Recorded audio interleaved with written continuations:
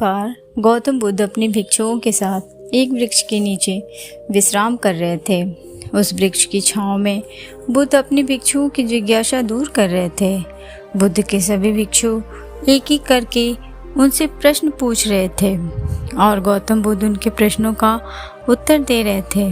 बुद्ध के उन भिक्षुओं में कुछ भिक्षु ऐसे भी थे जो कुछ समय पहले ही संघ से जुड़े हुए थे, जिसके कारण अभी उनके भीतर वह समझ पैदा नहीं हुई जो बुद्ध के प्रवचनों को समझ सके।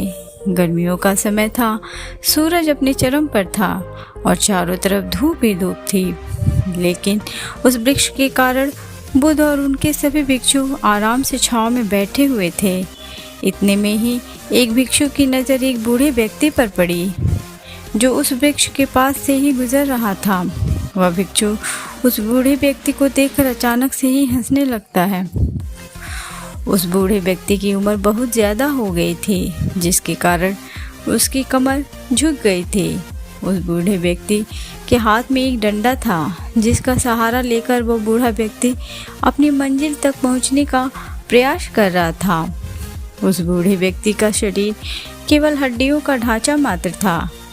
अपने भिक्षु को हंसते हुए देख बुद्ध उससे कहते हैं कि मेरे प्रिय भिक्षुओं, कृपा कर हंसो मत, क्योंकि जिस व्यक्ति को देखकर तुम अभी हंस रहे हो वो कोई साधारण व्यक्ति नहीं है, बल्कि वह व्यक्ति इसी क्षण तुम्हारे जीवन को रूपांतरित करने की क्षमता रखता है। जो आज तक मैं तुम्हें सिखा नहीं पाया, वह यह बूढ़ा व्यक्ति तुम्हें सिखा रहा है। इसके द्वारा दी गई सीख को बेकार ना करो। बुद्ध की ये बात सुनकर वह भिक्षु बुद्ध से कहता है कि मुझे क्षमा करें बुद्ध, पर मुझे यह समझ नहीं आ रहा है कि एक बूढ़ा व्यक्ति जो खुद अपने शरीर और बीमारियों से लाचार है, वो मुझे क्या सिखा सकता है। फिर बुद्ध उस भिक्षु से कहते हैं कि ये बूढ़ा व्यक्ति तुम्हें तुम्हारा भविष्य दिखा रहा है। जिस बुढ़ापे को और लाचारी को देखकर तुम अभी हंस रहे हो, वो बुढ़ापा और लाचारी तुम्हारे जीवन में भी आने वाली है।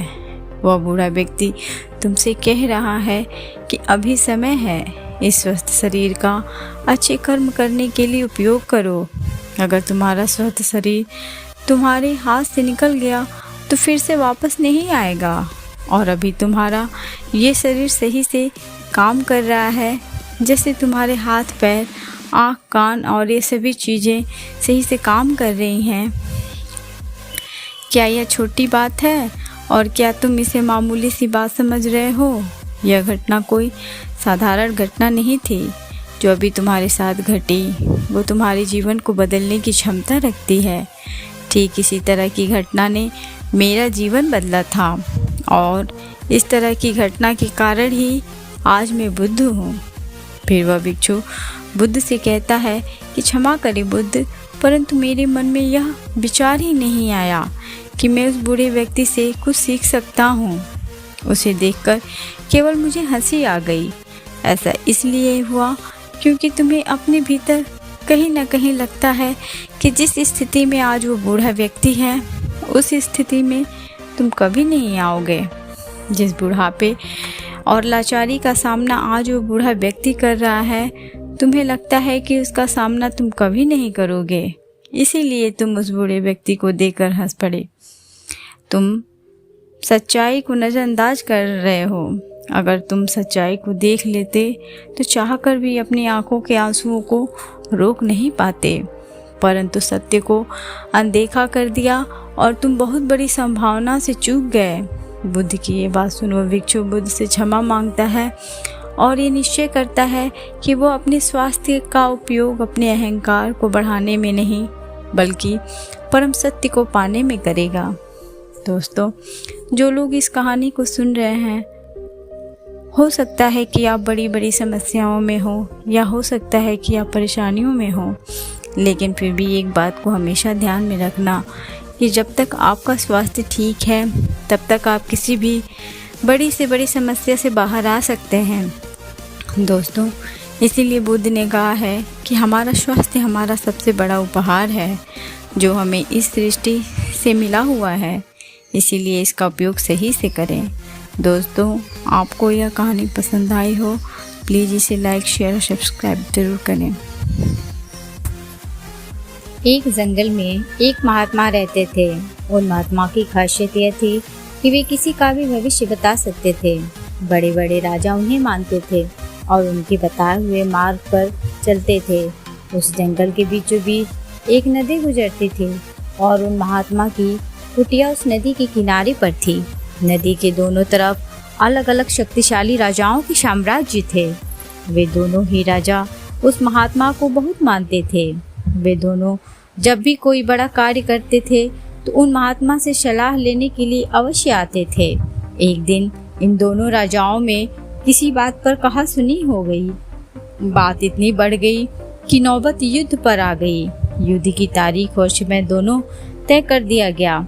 पर जैसा कि दोनों राजाओं का नियम था कि जब भी कोई बड़ा कार्य करते तो वे दोनों उस महात्मा की सलाह जरूर लेते थे।